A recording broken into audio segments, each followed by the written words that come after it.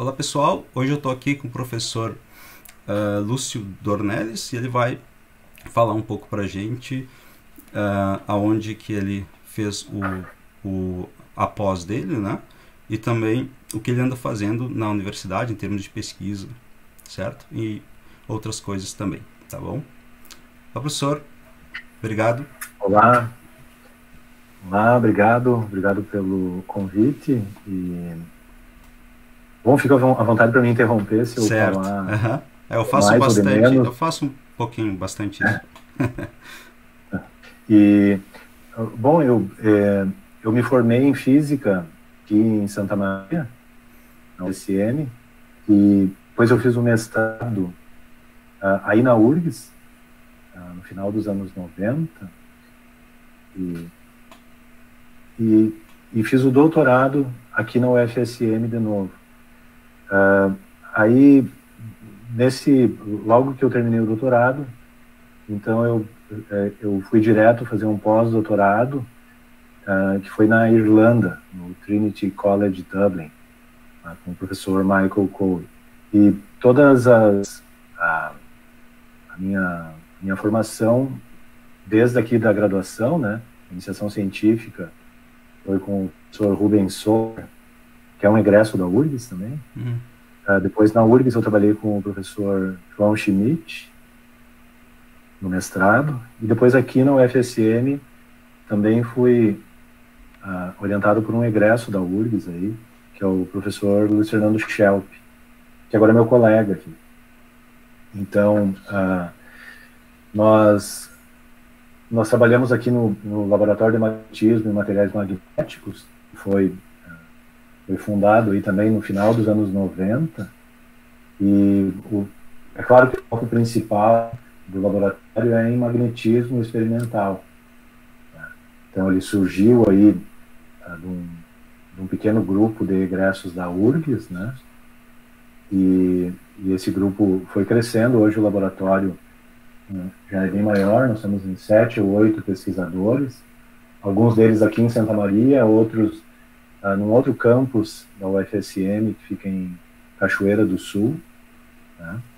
E todo o pessoal com formação em magnetismo ou em materiais, né? E, como eu disse, o meu foco principal acaba sendo pesquisa em magnetismo, ou seja, eu sempre tive interessado em materiais magnéticos e acaba sendo o principal, mas por conta desse interesse em materiais magnéticos, né,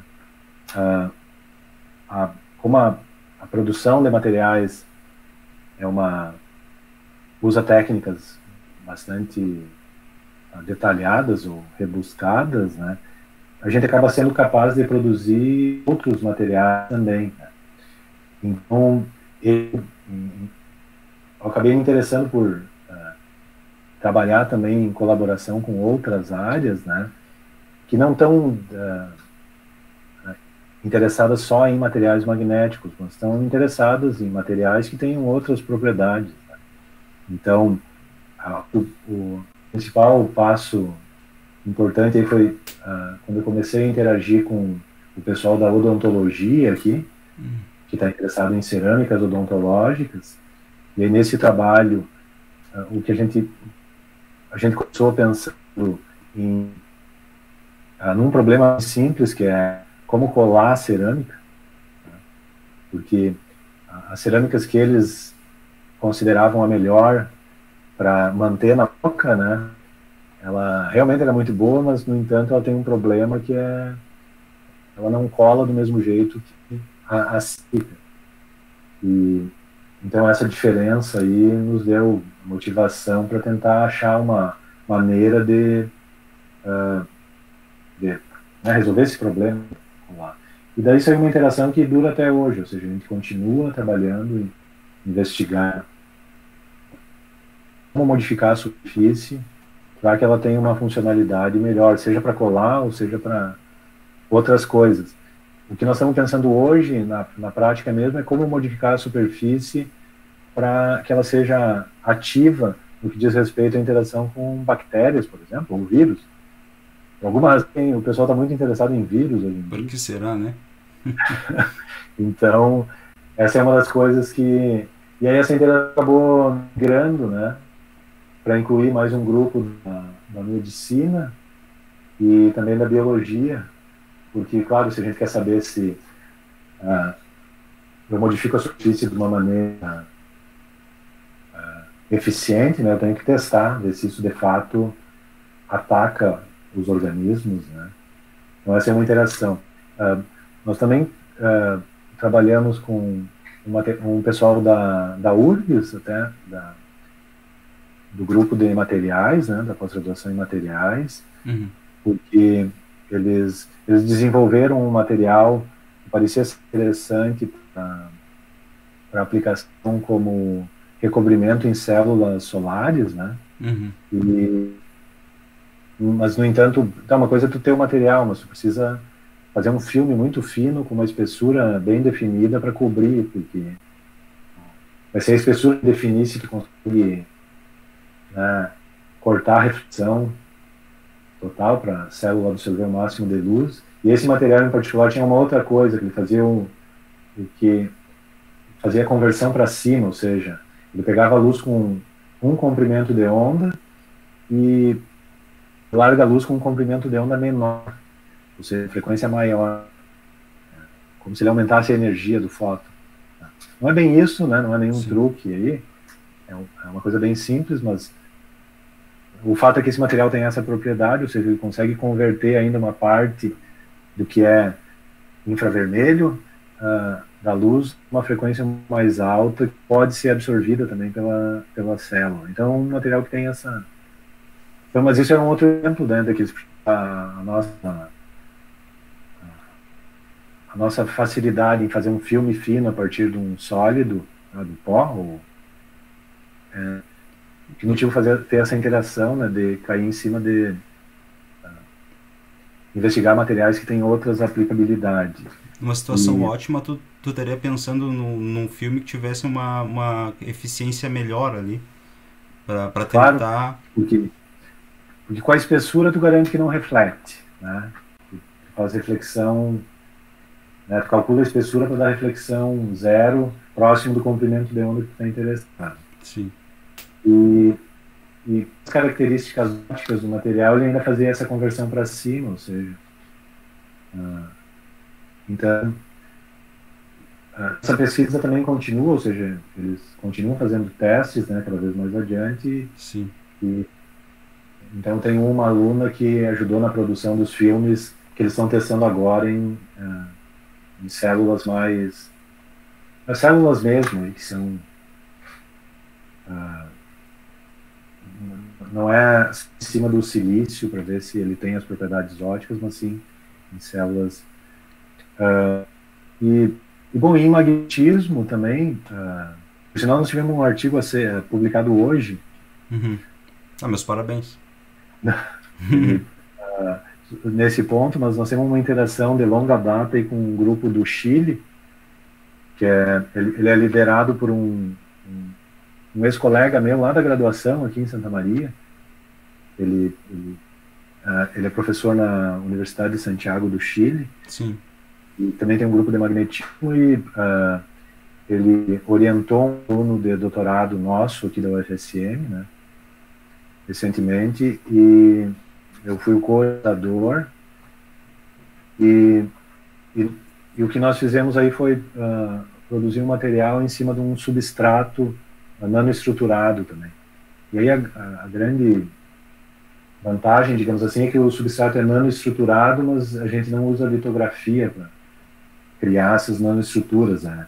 São esses substratos de alumina, ou seja, controlando o processo de oxidação do alumínio, é possível criar, nesse caso aqui, domos, ou, né, meias bolinhas aí, muito bem estruturados, ou seja, com uma estrutura que se repete e tem um tamanho pequeno. E cobrindo isso com um material magnético, né, é possível criar uma mídia aí, onde eu consigo criar domínios magnéticos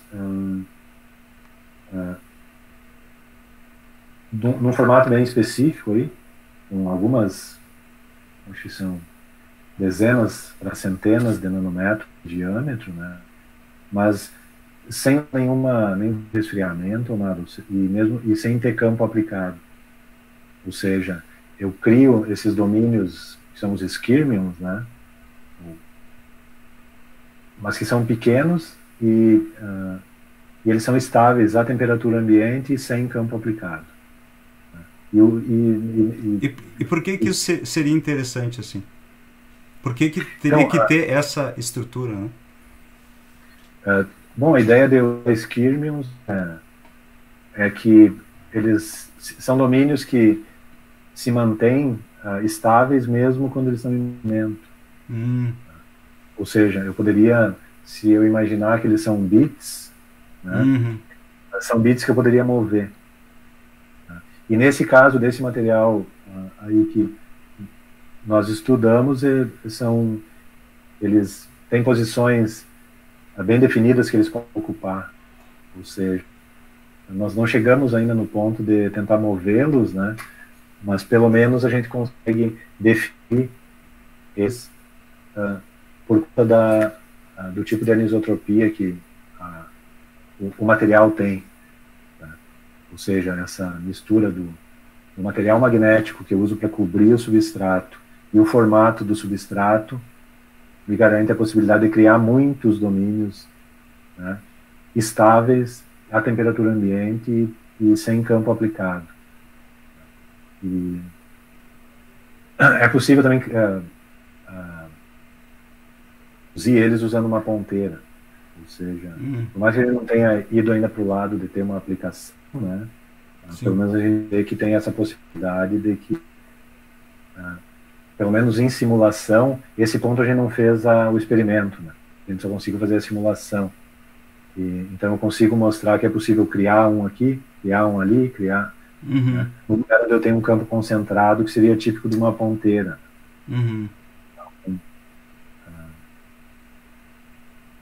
Mas isso não foi testado ainda, né, em experimento. No experimento a gente consegue formar os domínios, né? E manter eles estáveis mesmo sem ter campo aplicado. Sim. Um aluno geralmente que inicia o trabalho contigo, assim, ele vai ter que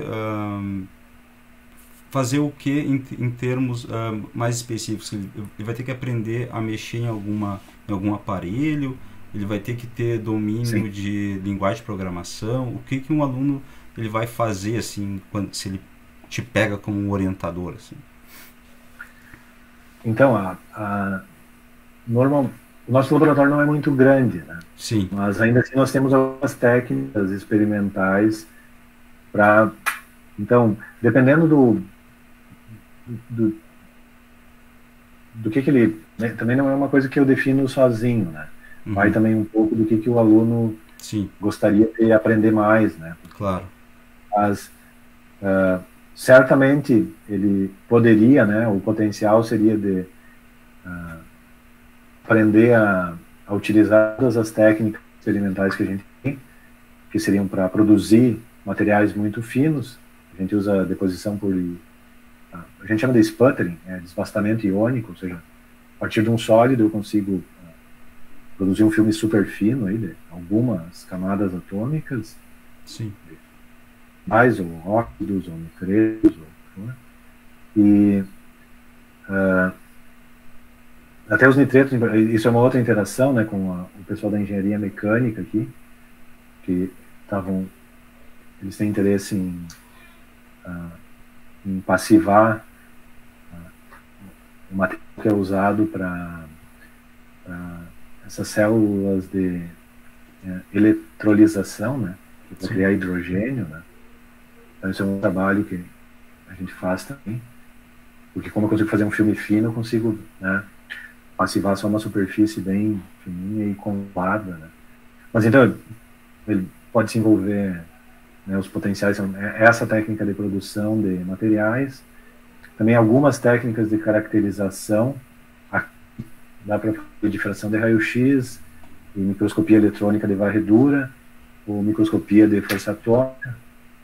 Essas técnicas a gente tem para caracterização estrutural. A gente também tem uma parte da instrumentação para preparar amostras para microscopia eletrônica de transmissão. Nesse ponto, a gente tem uma interação com a URGS, né, com o Centro de Microscopia Eletrônica. A URGS tem dois microscópios de microscopia eletrônica de transmissão. Né? No futuro, 2 microscópios vão ficar em Santa Maria. Nós temos um projeto aprovado, já do Centro de Microscopia conosco, né, para comprar um novo microscópio para o Centro de Microscopia e transferir esses 2 microscópios aqui para a URGS, para a UFSM. Que a gente fique com, né, no papel nós temos um grande Centro de Microscopia Eletrônica de transmissão, que envolve a URGS e a UFSM. Sim. E a ideia é que, né, a gente tenha mais um ponto para treinar pessoas interessadas na técnica. Sim. Então, a gente já consegue fazer uma parte da preparação das amostras aqui. Também tem técnicas para caracterização magnética, tem 3 magnetômetros. Todos eles são feitos em casa, trabalham a temperatura ambiente, mas são bons magnetômetros. São 3 técnicas diferentes.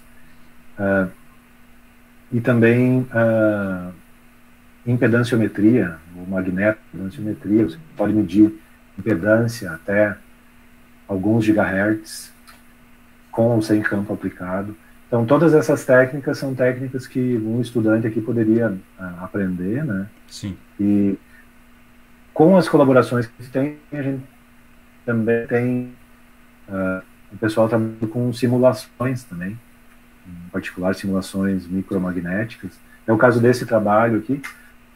O estudante tinha mais, o aluno daqui trabalhou tanto com produção de amostras como simulação micromagnética, ou seja, um pouco teórico, um pouco experimental. E aí tu usa algum pacote? Sim, eles usam o... Putz, me fugiu o nome. É algum pacote específico que já é disponível para o cara baixar e poder mexer? Sim. É um software em que tu tem uma possibilidade, né, de modificar parâmetros e tal, e ele já é preparado para usar processamento paralelo em placas de vídeo. Para otimizar, claro. Então ele consegue processar muito aí. Sim. É Mumax, eu acho, pode ser? Pode ser o nome. Legal. Eu não lembro, claro, consigo entender o que está por trás. Sim. Mas não sou simulação diretamente. Sim. Então, na verdade, tem uma infinidade de coisas que um aluno pode entrar em contato quando entra numa pós nessa área, né? Sim, exatamente. Não. E assim, ó, nesse momento, por exemplo, eu tenho 4 alunos de doutorado. Tá? E nenhum deles está em Santa Maria. Porque, como a gente tem colaboração com outros centros, né? Então, eu tenho um deles... Na verdade, esse não eu diria que na prática ele é meu co-orientado, não meu orientado. Né? Porque é uma colaboração com o Sirius, lá, ele é na LS. Então, ele está lá nesse momento. E eu tenho uma aluna que está na Irlanda, lá em Dublin. Tem um aluno que está na Índia, no Instituto de Ciência Nacional lá, perto de Calcutá, eu acho. Se não me engano, é perto. Né? E eu tenho outro aluno que não está aqui, mas ele está em férias, na verdade, porque ele trabalhou nesse tempo aí, uns dias de férias. O pessoal, né, ele fez o mestrado num grupo de pesquisa na Colômbia. Então, na verdade, ele vai para lá de férias, mas ele aproveita para, se é possível agora, né, também trabalhar um pouco em algumas amostras, porque ele tem técnicas para preparar lá que a gente não tem aqui. Sim. Né? Mas então, a gente está sempre... O que a gente não consegue fazer aqui, né, a gente tenta descobrir qual é o lugar em que a gente pode fazer, e então, o mesmo acontece com a URG. Né? Claro. Se a gente tem alguma dificuldade aqui, a gente interage bem de perto com o grupo do professor Paulo Pirê. Sim. Né? Então, o que a gente não consegue fazer aqui, a gente faz lá e vice-versa. A interação é fundamental, né? Sim, exatamente. Até esse ano, agora há poucos meses atrás, saiu um artigo fruto dessa colaboração com o professor Paulo. Que a gente fez alguns filmes aqui em Santa Maria, alguns filmes na URGS, e a caracterização aí na URGS. Um trabalho bem interessante também. Show. Não sei se tu pode falar um pouquinho sobre a agência que tu trabalha de incubação. Sim, então, é a Agência de Inovação e Transferência de Tecnologia aqui da UFSM, né, que é a Agitec. Basicamente, para a gente saber, para o público leigo, mais ou menos entender qual que é a função desse tipo de agência dentro da universidade. Né? Então, essas agências, a URGS também tem uma, né? E elas são conhecidas como o Núcleo de Inovação Tecnológica, o NIT, da universidade. Toda universidade é obrigada a ter um deles, e em todo lugar ela tem um nome um pouco diferente, ela pode ser tão grande ou tão pequena, uma necessidade, né? E ela pode estar separada em várias agências ou institutos e tal, de acordo com como é importante para aquele. Aqui em Santa Maria é uma agência, ela tem uma direção e 3 coordenadores, então a agência está, digamos assim, em cima de 3 coordenadorias principais, que são de empreendedorismo, das empresas incubadas aqui, das startups que vão surgir aqui. Tem a coordenação de transferência de tecnologia, que, como o nome diz, cuida da transferência das tecnologias da universidade para a sociedade, ou seja, faz todo esse processo de tentar levar o que a gente desenvolve de tecnologia. Na maioria das vezes não é óbvio, né? Aquilo que a gente está fazendo lá em ciência básica, né? Não. E o impacto não é logo ali, entende? Yeah. Ciência básica vai ter um efeito, impacto na sociedade mais longe. Sim. E aí a coordenadoria de propriedade intelectual, que é a que eu coordeno, e que cuida, então, da parte de propriedade intelectual, ou seja, de proteger ou definir aí quais são as propriedades da UFSM e é claro que eu interajo muito com as 2 outras coordenadorias, porque não tem sentido nenhum você ter propriedade, né? Sei lá, patente, programas de computador, etc. Só ter eles não muda, não impacta na sociedade. O que é importante é que essas tecnologias, essas propriedades todas que a gente tem,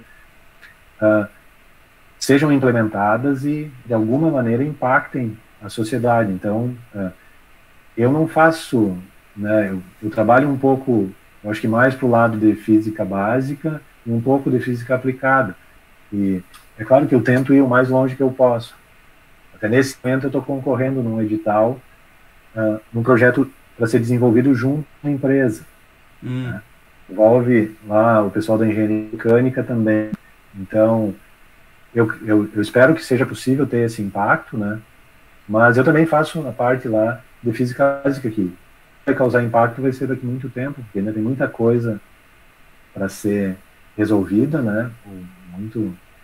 Mas, então, a agência cuida disso. Eu diria que ela tenta diminuir essa distância entre a universidade ou as tecnologias que são desenvolvidas na universidade da sociedade. Porque a gente sabe que tecnologia é importante. É por isso que nós estamos conversando aqui. Né? Yeah. E muitas delas, ou existem muitas tecnologias sendo desenvolvidas no momento, vão impactar na nossa vida aí, né? E talvez sejam as nossas universidades aqui que estejam por trás dessas ações. Então, aqui em Santa Maria, né, várias empresas são criadas dentro da incubadora a partir do trabalho dos estudantes. Ou seja, aquilo que o estudante desenvolveu ali, até o caso de um TCC, entende? Não é o mais comum, mas desenvolveu no seu TCC, no seu mestrado, no seu doutorado, acaba virando a tecnologia atrás de uma empresa. Bom. E nesse momento nós temos pelo menos 3 empresas que são incubadas aqui, né, e que são baseadas em tecnologias desenvolvidas aqui também. E também acontece, né, de ter empresas do lado de fora que usam tecnologias aqui da UFSM, né, que foram desenvolvidas aqui na pesquisa.